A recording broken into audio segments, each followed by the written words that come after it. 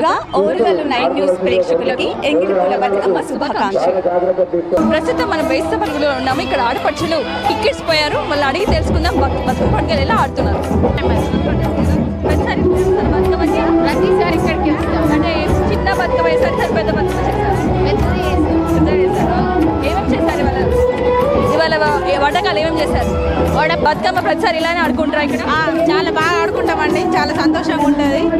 ఈసారి అంటే celebrations lightings ఇవి ఎలా అనిపించినాయి? ఈసారి కొంచెం వాన పడడం చాలా డిస్టర్బెన్స్గా ఉంది, కానీ ఇప్పుడు సంతోషమే. పోయినసారికి ఈసారికి ఎట్లా అనిపిస్తుంది? బాగుందండి, ఈసారి చాలా బాగా అనిపిస్తుంది. మీరేం రెసిపీ చేశారు? మేము గారెలు. చందమామ శివుడు రాకాపాయ చందమామ. మీరు పండరేవాయ అందరికి నమస్కారము.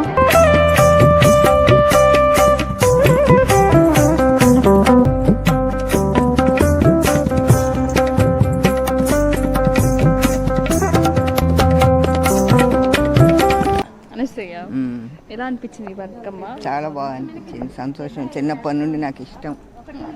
ఈ పండుగ 9 రోజులు కదా, 9 రోజులు పండుగ అంటే ఏమేమి బతుకమ్మ పేర్లు? ఎంగిలిపూల బతుకమ్మ కదా ఇది, దాని తర్వాత ఏంటి 9?